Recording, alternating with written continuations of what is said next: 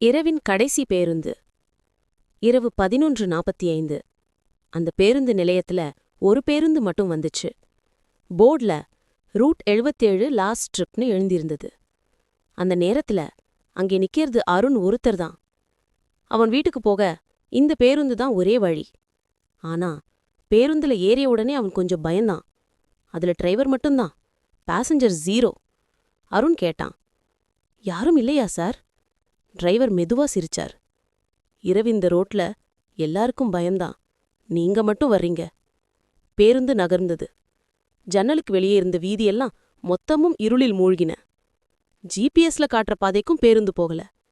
எங்கேயோ வேறொரு காடு மாதிரி இருக்கும் இடதிசைக்கு திரும்பி போவதைக் கண்டு அருண் குளிந்தான்.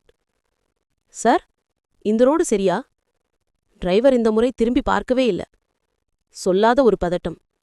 அருண் இறங்கணும் என்று எழுந்தவுடனே டிரைவர் சொன்னார், காத்திரு, நானும் அதே பாத்துக்கு தான் போறேன். அருண் நடுங்கினான். எது சார்? டிரைவர் மெதுவா சொன்னார், ரூட் 77. இதுவரைக்கும் உயிரோட திரும்பியவர்கள் எவரும் இல்லை. இன்று நீங்க மட்டும் வந்திருக்கீங்க. ஏன்? அருண் பயந்து போனான். அவன் மொபைலை எடுக்க முயற்சிக்கும்போது கடைசி சத்தம் மட்டும் கேட்டது, ஸ்டாப் த பஸ்.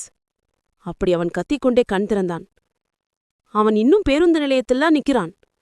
ரூட் 77 பேருந்து வரவே இல்லை. எதுவுமே நடக்கவே இல்லை. ஆனா அவன் கை நடுங்கிக் கொண்டே இருந்தது. ஏன் தெரியுமா?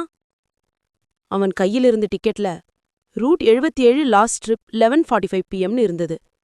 அவன் வாங்கவே இல்லாத ஒரு டிக்கெட்.